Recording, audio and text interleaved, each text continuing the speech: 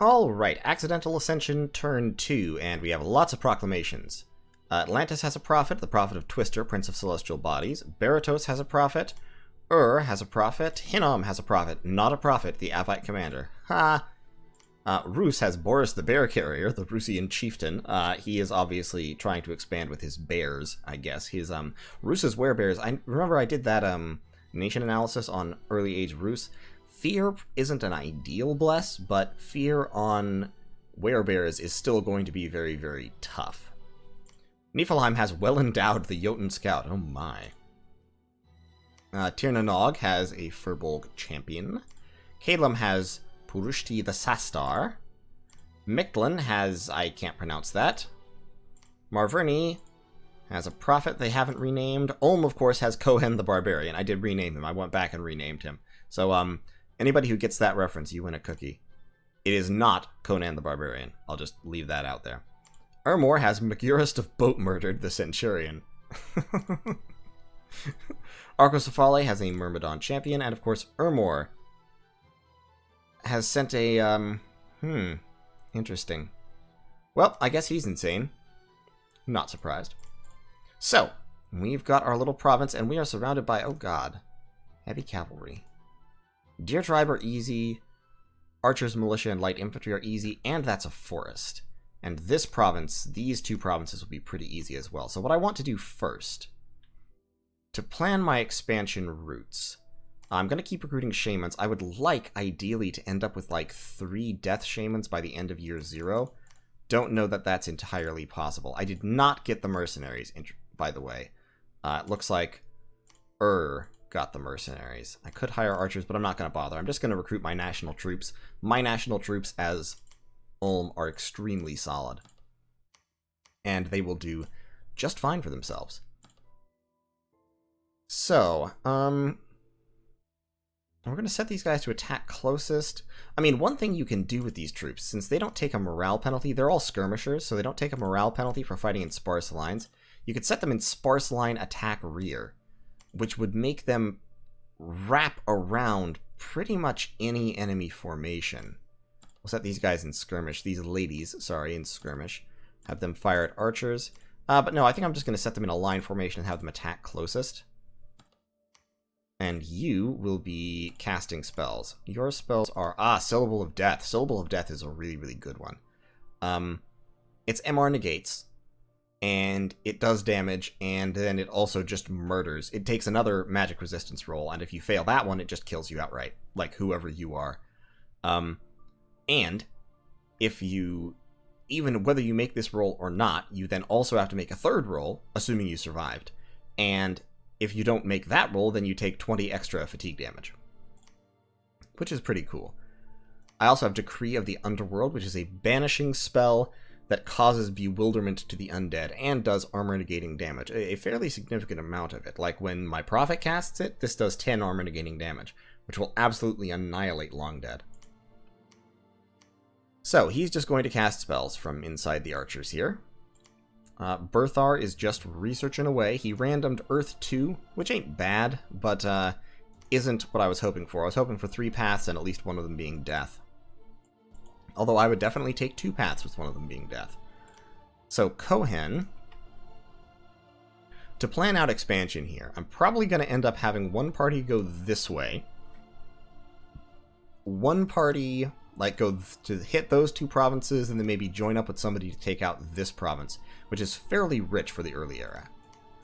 I'm going to have one party hit that province, and then this province, possibly joining up with another group.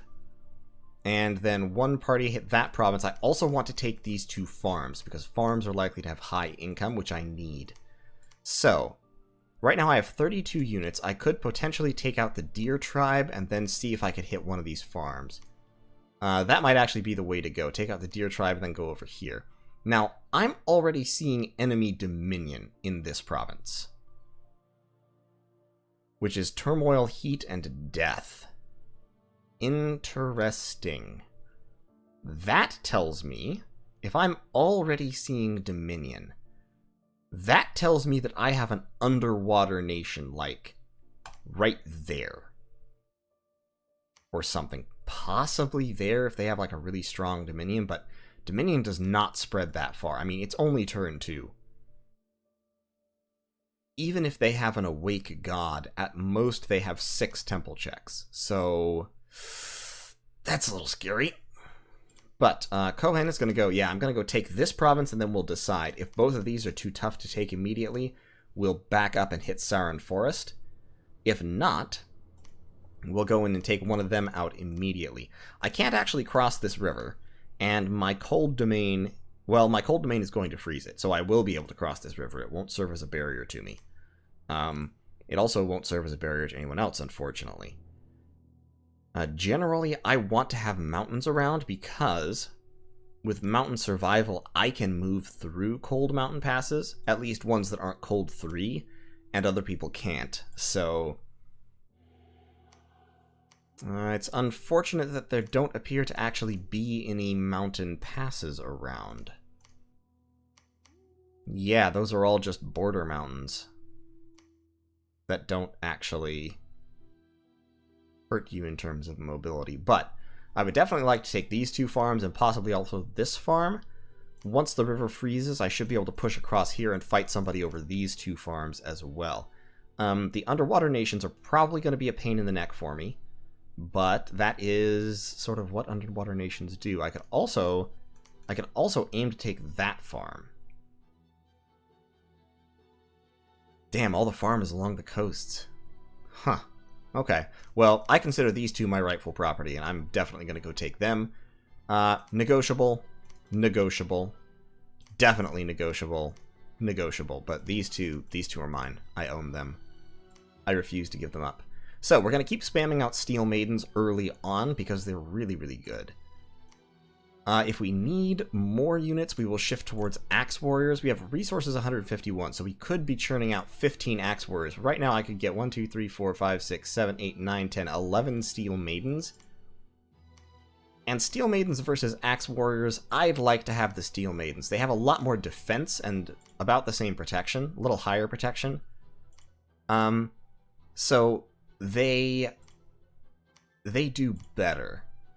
I find. They're more survivable because they have much higher defense. They also have higher attack skills. They don't have the throwing axe, but they have all the other characteristics, and they do still get 2 attacks at higher attack values. And since those attacks are piercing half the time, they average out to doing only slightly less damage against many opponents. Against very low protection opponents, Axe Warriors do more damage, but against high protection opponents, Steel Maidens end up doing about the same, maybe slightly less, but they hit more often, so it works out. So, I'm going to keep going with the Steel Maidens for now. Probably shift to the Axe Warriors once I've gotten a little bit more of my cap circle and have a few more... have a little bit more stuff going on. I mean, I could just start doing Axe Warriors. It'd be 4 more units. Nah. We'll keep going with the Steel Maidens. Once I get Death Shamans, of course, the Death Shamans will be summoning Long Dead to bolster my numbers. Now, unfortunately, since, as I said, I don't have the Undead Command Bless, the Death Shamans also have to be the ones leading the Undead. Until I get to the point where I'm summoning Mound Kings, which is Enchantment 2. But it takes 3 gems, so that's 3 gems that does not go towards actually summoning Long Dead, and a mage turn that does not go towards summoning Long Dead. So you kind of have to balancing it. I probably kind of a balancing act is what I meant to say. Probably will summon a Mound King or 2. We are going to go up Enchantment to Enchantment 3 right off the bat. That gets me Revenants, it gets me Kings. It also gets me Strength of Giants, which is one of the key early blesses, which will increase the damage of my units. And for Ulm especially, Strength of Giants increases the damage of your basic units to such an extent that they can cut down giants. Damage 24 on these hits, and slashing damage no less, means they can reliably, if they hit, which of course they won't always, but they're throwing so many attacks per square, they inflict a huge harassed penalty on especially large, tough targets that don't have many models to attack in a given square. And they hit so hard that they will cut down, like, you know, Jotuns and Rephites or Avites, you know, the giants, the big tough critters. They cut them down in record time with Strength of Giants on them. Also, it increases the damage and the range of their throwing axes, because the throwing axe range is strength. So that's nice. So axe warriors with strength of giants on them, great. Steel maidens with strength of giants on them, also great. That makes their damage 20, and it makes them hit much harder. After enchantment, we're probably going to go down construction. I'll probably hit construction 4. That will let me forge dwarven hammers and all the basic items that I might want for buffing and thugging and that kind of stuff. I can only recruit very, very light thugs, but I can recruit them and gear them very cheaply.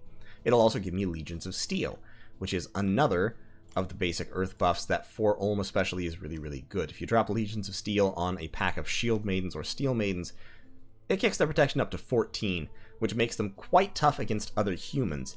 Against giants, it doesn't make much of a difference, and so Legions of Steel, I would say, is generally less important than Strength of Giants. But having the option is good. Now, in order to make a good use of any of those buffs, I need Conjuration level 3 for Earth Power. So that is going to be another early target. And fortunately, Conjuration level 3 also gives me Dark Knowledge, and it gives me Sloth of Bears, which is one of my national summons that summons a whole bunch of just kind of big, fat, chaffy animals. It's useful.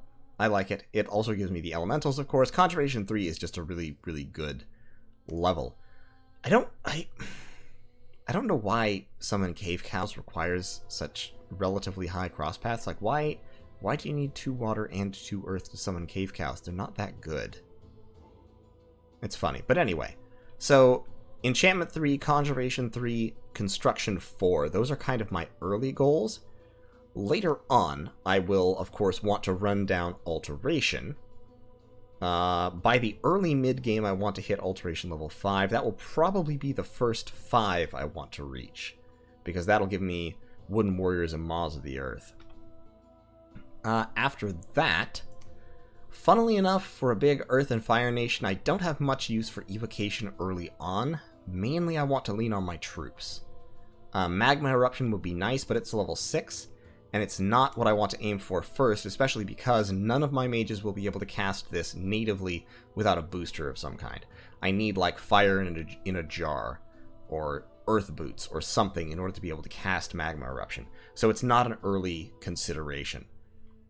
Later, once I'm summoning Death Mages, Evocation will definitely be a consideration, because I will want Shadow Blast, and I will want, if at all possible, this probably isn't possible, but if possible, I would love to have Wailing Winds, but mainly it's going to be Shadow Blast out of Evocation. And of course, I'll want to go down to Enchantment 5 for Horde of Skeletons and Pale Riders, which are like the classic death spells that you always want. But for now, just going to be Enchantment 3, and then we will pick up after that and figure out what it is that we need. I do like the fact that my income is so high. I mean, your base income is, I think, 350, something like that, and boosting it up to over 400 right off the bat is really, really nice. Plus my resource count. I'm still a little bit torn. Steel Maiden in Dominions 4, this was an easy decision because Steel Maidens were just far and away better than anybody else. Short swords were defense +2, so their defense skill was 14. And they were always piercing damage as opposed to 50% pierce, 50% slash. So, Steel Maidens did get nerfed pretty heavily with the transition from Dominions 4 to Dominions 5. To such an extent that I'm kind of considering just going with Axe Warriors. Standard Warriors I don't like. They do have a higher defense skill, so they're more durable, but they lose the throwing axe. And a broadsword instead of an axe it's a decent trade, but it does lower their average damage.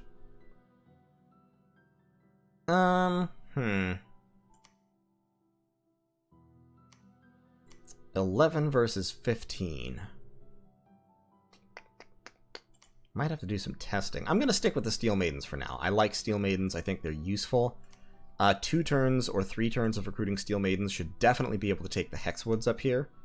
And so it'll be like, move down here. Oh, it's Deer Tribe. I won't be able to recruit a commander. Okay.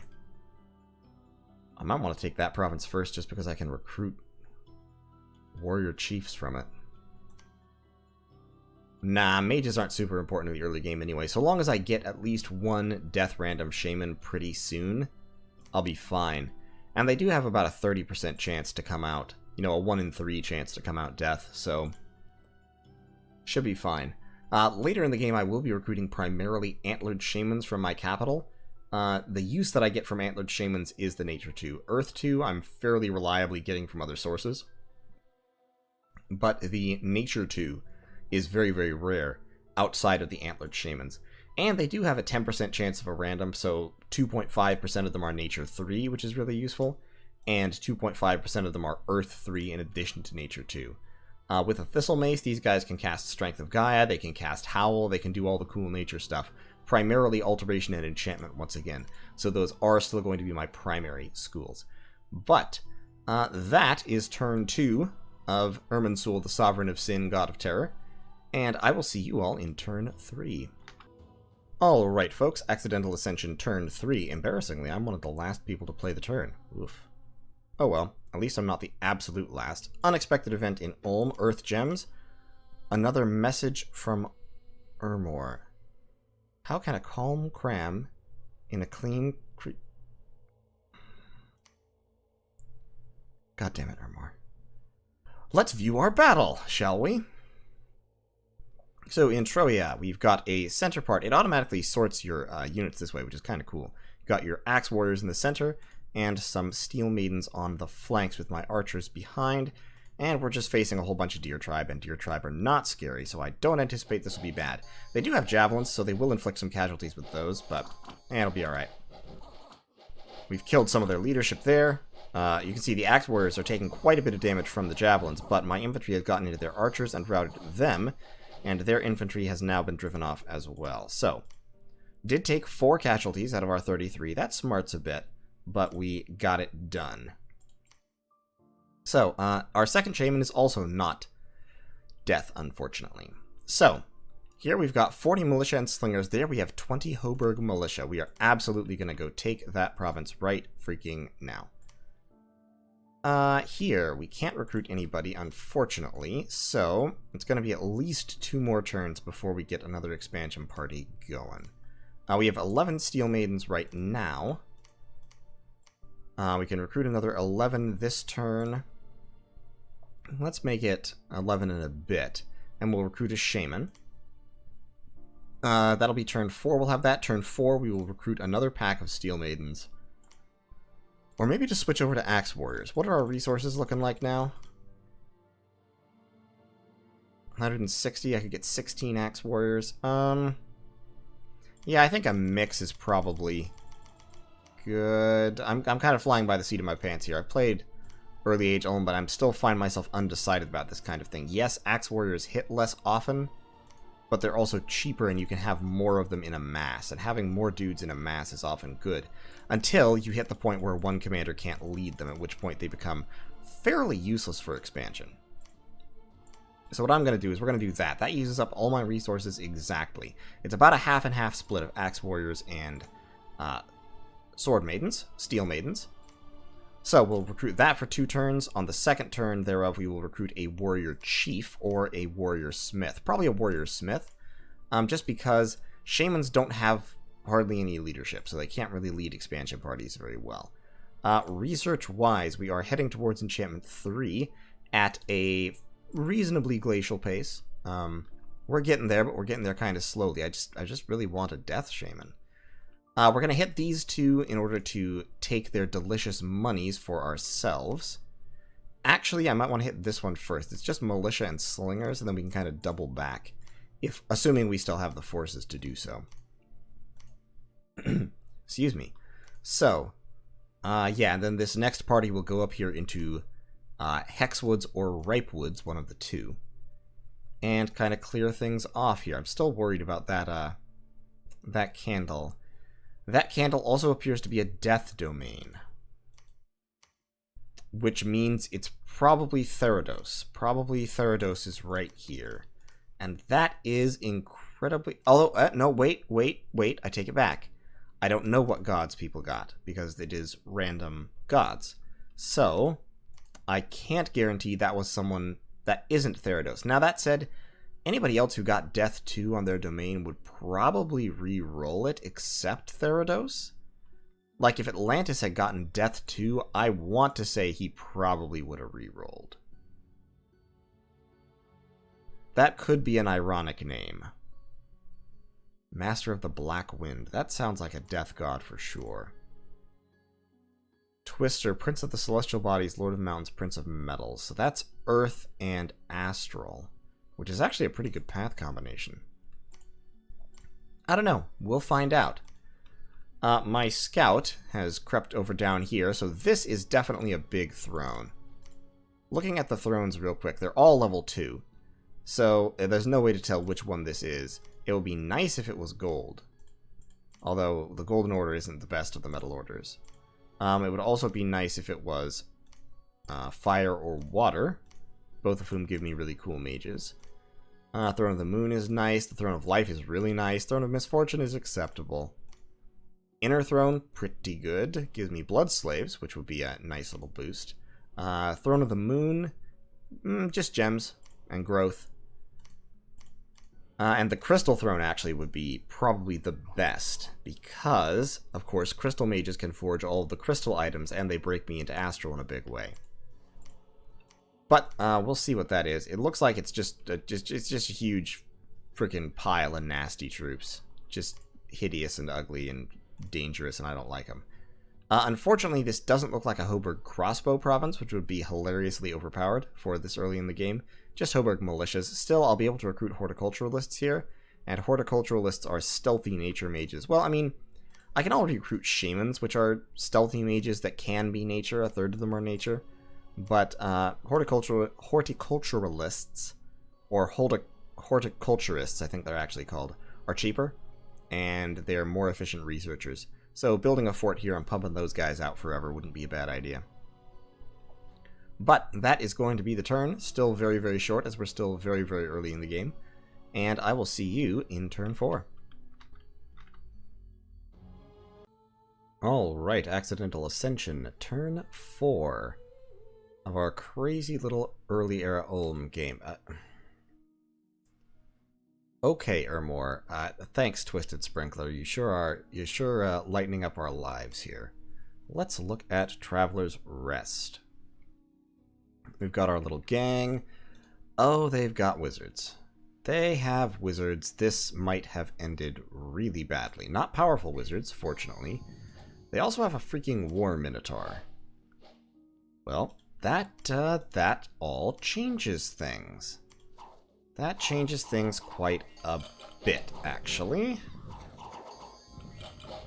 Because the War Minotaur is not great in a lot of circumstances, but against Ulmish infantry is pretty good. Yeah, we're screwed. That is not happening.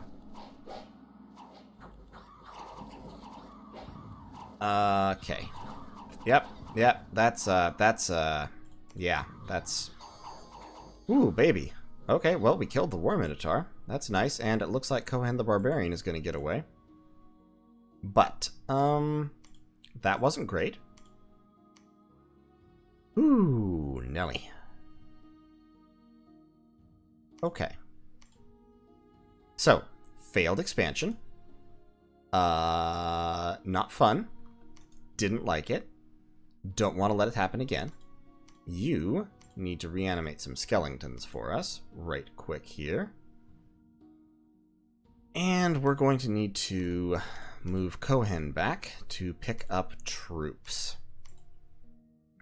So we'll get more troops there, and Kohen will go into the woods. Yeah, that was much tougher than I anticipated. Oh, hey, there's Hinnom. Great. Love it. Like it, love it, gotta have it. I'm exasperated by that. I honestly am. I mean, come on now. Just, come on now. Really? Wizards summoning elementals and war minotaurs. I mean, it's gonna be a good province. Because of all, I mean, by all of that, I can be pretty sure it's a good province. But that's just, really? You gotta do me like that? Why you gotta do me like that? In any case, we're doing fine. We've actually got the money to hire mercenaries if we want to. I would like the Raiders of the Silver Steppe. And I have a whole bunch of money that's not being spent right now, and I really need to boost my expansion back up. So, Barelk's City Guard is not very good, but the Raiders of the Silver Steppe could potentially be pretty good. So, we're going to bid 241 for them. So unless the other guy, the guy who currently has them, spends 120 or more, we'll get them. Barelk's City Guard requires 140. What I really want is I want to have the forces to double expand next turn. I want to be able to take this province and this province, and then plow on into that province. I'll have a pretty decent expansion force with my recruited units. The Raiders of the Silver Steppe should also help out. Yeah, I'm going to invest in Barelk's City Guard as well. Yep, gonna do that. That is what I am going to do. And actually, to be honest, I'm gonna bid even more on the Raiders of the Silver Steppe because I want to be absolutely sure I get them. There we go, that's almost double. I should get them. Hopefully I'll get at least one. And from there we'll be able to, like I said, take 2 provinces next turn. That's definitely the goal because we got to get back on track. I only have 2 provinces turn 4. 4 provinces turn 5 sounds a lot better than 2 provinces turn 4. This is not a great start to the whole thing. Next turn, I'm going to actually alchemize some gems. Actually, I'm going to do it right now. We are going to alchemize some gems. Normally, you would not do this early on in the game, but I'm going to alchemize gems into death gems so that I can keep casting reanimation for at least a couple of turns. I want to build up 30 skeletons, and then I will send Lootbolt out with his 30 skeletons to expand as well. So that'll be 2 turns. In that time, I'll also build up another regular expansion party, and so that will basically help me kind of get back on an even keel. What I really want is, I want to end up with, at least, of course, my cap circle. These provinces down here, ideally these 4, and then hopefully also this stuff out to about here. If I can get, so, like that. That would be pretty decent expansion. I would definitely take that, and then ideally also these, but I don't want to get too greedy. Yeah. So that's the hope. Sort of, you know, limited by the fact that I clearly suck, by the fact that Kohen the Barbarian couldn't lead his way out of a paper bag, and of course by the fact that I was ambushed by superior forces. And that War Minotaur.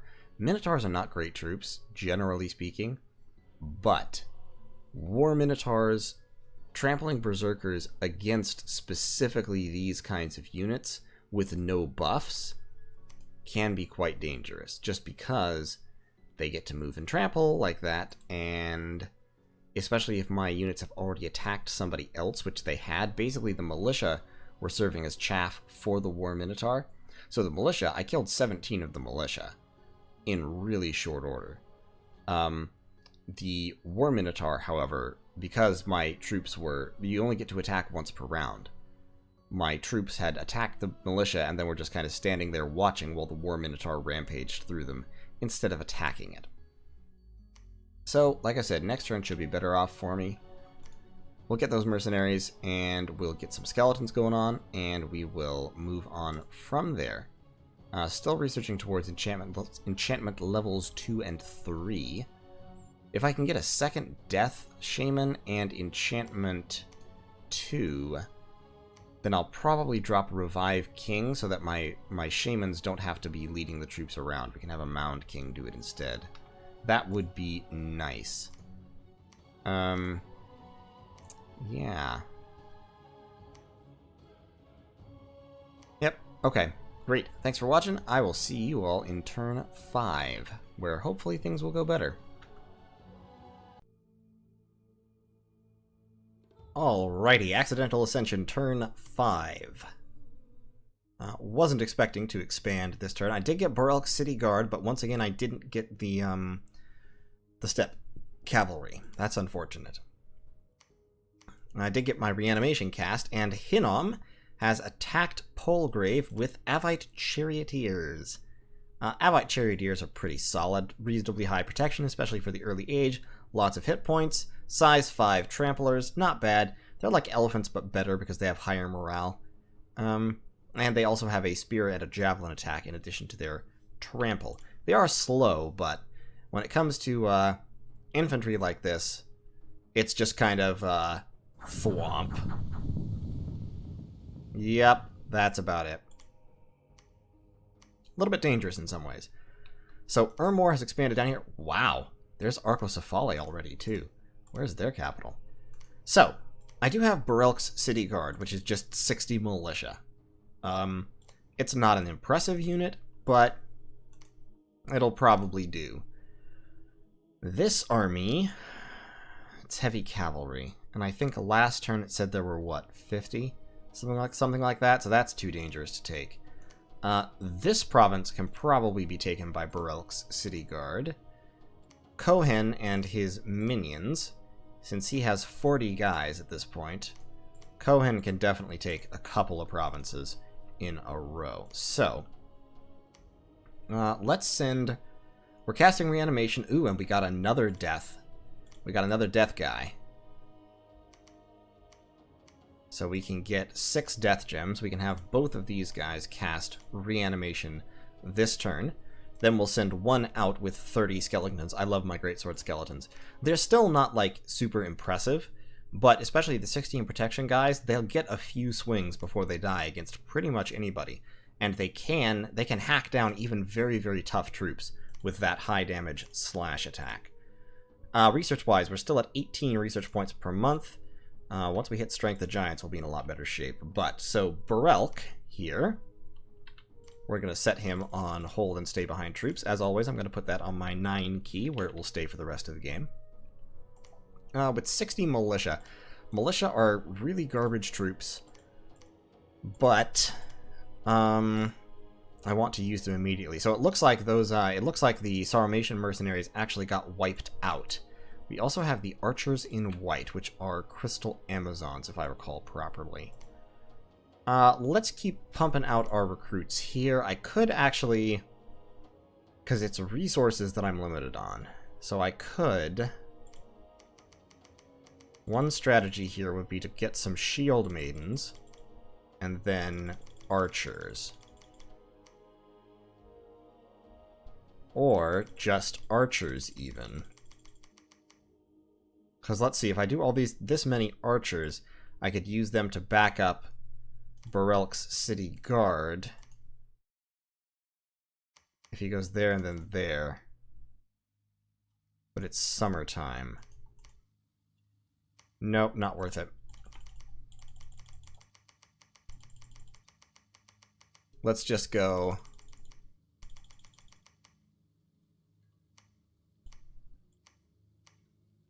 Yep, there we are. Okay. Great. So, Cohen the Barbarian, he can take pretty much any one of these provinces with his 39 infantry. So, let's go take Hexwoods, I think. Yeah, let's take Hexwoods. Not stealthily. Actually, because that's only 20 units, and then that's Lion Tribe. So why don't you go take this province, Barelk go take Ripe Woods.